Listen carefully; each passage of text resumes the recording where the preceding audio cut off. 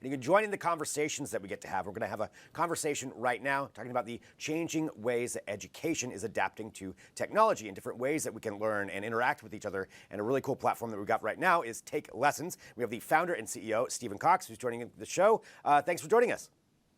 Thanks for having me. Appreciate it. I want to talk about your platform and give everybody kind of an overview to understand where we're coming from, and then we'll get into some of the intricacies and just talk about education in general. But can you tell us what Take Lessons is and maybe what some of the problems were that you saw that wanted you to found this company? Yeah, sure. So when we first started the company, we're about 11 years old, but heck, everything was kind of taught locally at the given point in time, and we had this kind of fundamental belief that first of all, people needed to keep learning, that lifelong learning was a good thing.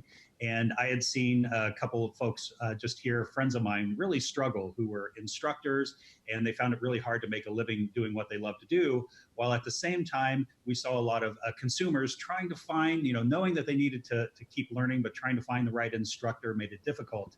And with the advent of kind of technology and streaming technology and faster internet connections, as well as faster, moving from 3G to 4G to 5G through cellular technology, we were able to also take this local learning sort of model and then expand it out to where you could do video streaming. And instead of just learning kind of French from whoever happened to be kind of by you, now you can take live French classes from someone who lives literally underneath the Eiffel Tower just about. So it's a whole new world. It's really super incredible. And it untethers people's ability to learn. And they can literally learn anywhere at any given point in time on anything that they're looking to learn for. Wow, that interactivity, I mean, that's just huge to be able to do that, and like you said, talk to somebody who lives by the Eiffel Tower and learn French from them. Super cool. Walking through some of the different platforms, some of the different types of things that people can learn, I guess let's talk about who this is targeted toward. Is there a specific age group, or is this for anybody? And then what kinds of different classes can people take?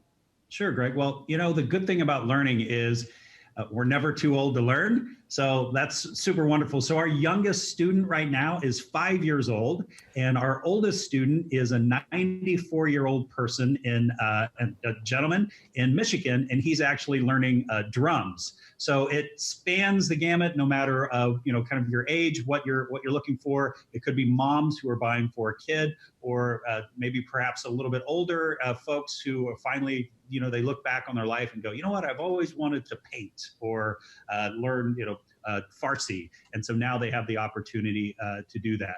So, and what was the second part of your question? Oh, just talking about what other kinds of classes. You just mentioned, Farsi or painting or drumming. I mean, that's a pretty broad range right there. So what kinds of, educational opportunities are on the platform?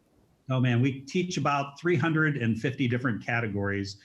It's all in the kind of the lifelong learning. So things that we kind of bunch them into music and performing arts. So that's one category. Languages, which obviously people do for benefit for just themselves, but also for their career. And then third, we do a lot in career advancement. So everything from Microsoft Excel to Photoshop and graphic design, those sorts of things. But the key difference is that instead of just learning by watching a video, there's actually a live person on the other side making it happen for you. So you get direct interaction with a live person in every single one of our classes. Wow, that's really impressive. I want to talk about coming up here just about how you put everybody together, but just in general, I wanted to bring up something. And I know there was a study that came out talking about how people more prefer experiences now than ever before over products. And this would certainly fall into that category. Can you speak to a little bit about what that study is?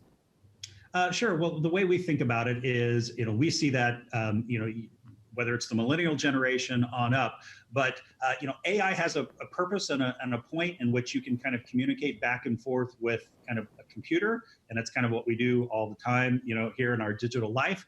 But there's something about the human element, and that ties in with experiences. It ties in with learning from someone that you just can't get through AI or through a computer. So we have a tendency to believe that there's a place for kind of AI learning and that sort of model and blended sort of learning. But we also believe that, thank God, we'll never take the place of humans. Yeah. And that's great. I think that blending of the two is a really good example and use case for something like this. talking about, actually, my next question, George just brought it up right there, who's watching live, and thanks to everybody who's watching live. If you have questions, feel free to drop those in there. How do you curate your experts? So, and that's something that I was wondering about. So how do you bring all these people together, I guess, to get them onto the platform? Sure. So we've got, gosh, tens of thousands of instructors, and we've been fortunate that we've been able to, over the years, first of all, find the right instructors, and then have them prove themselves over the years. So when we first started, we hand selected the individual instructors, and then we actually phoned interviewed every single person before they came online. We've been able to adopt our technology over time to kind of figure out exactly the type of person and the type of instructor that works best on the platform. And so about 78 to 80% of all of our instructors have degrees or advanced degrees. And there's kind of 15-20% that, they didn't get a degree in crocheting or knitting or whatever, but gosh darn, they're the best knitters you'll ever find. We've got one of our instructors that plays professionally with a very well-known rock group, never went to college, but he's really, really good at guitar. So we kind of blend those sorts of ideas together, and it's really whatever the consumer is looking for. We have a tendency to find that right instructor for them.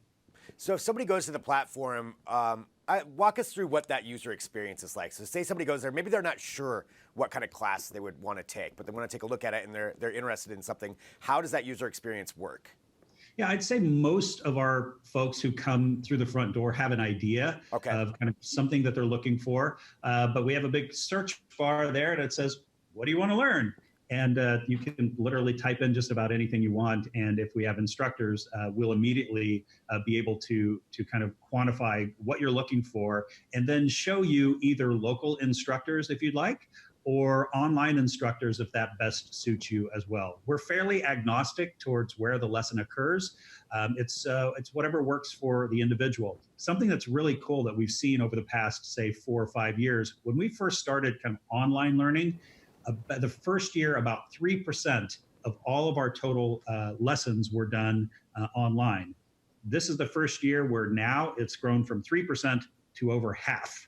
So in a very, very short time, what we're experiencing is that people are just getting really, really comfortable learning online, learning from other people, learning on their mobile device, and we think it's just getting started.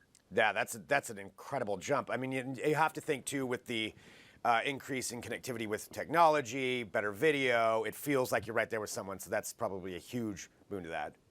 Oh yeah, and we haven't even kicked off 5G yet. Right, exactly. It's still right around the corner. Imagine when these speeds happen, you're going to be able to take lessons from literally anyone you want from around the world. We have some of our U.S. service members right now who are located in the Middle East, able to take lessons with their current instructor who's located still here in the U.S. Wow, that is really cool.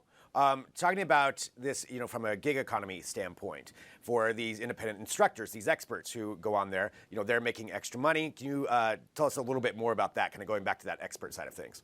Absolutely. That's the reason why I started the business out of the gate. My good friend was an incredible drummer, but couldn't figure out how to make a living doing this.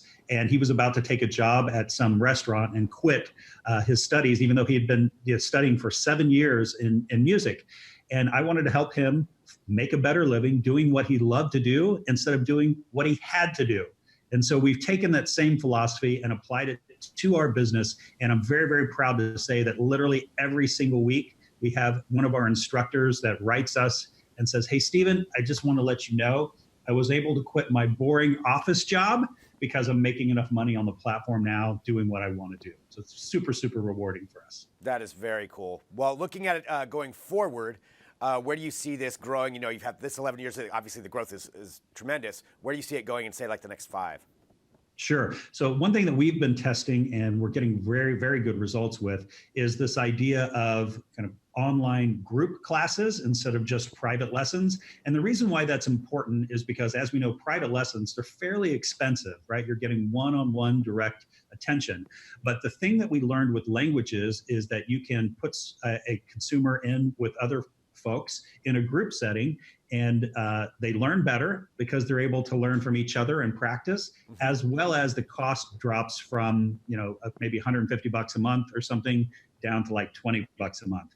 So we're able to kind of use technology to give people a great experience at a cost that literally just about anyone can afford. So we see that continuing. We think the world is getting smaller. It's not just about who happens to be in your location anymore where you can learn. It's what do you want to learn and how do I find the right instructor, no matter where they're located. And technology allows us to do that today. Really cool. Well, for people who want to join and want to learn more about it, what's the best place for them to go? If you'd like private lessons, go to takelessons.com and just do a search, and I'm sure you'll find who you're looking for. If you'd like live group classes, which is also a super cool product, it's a product called Take Lessons Live, and you go to takelessons.com/live.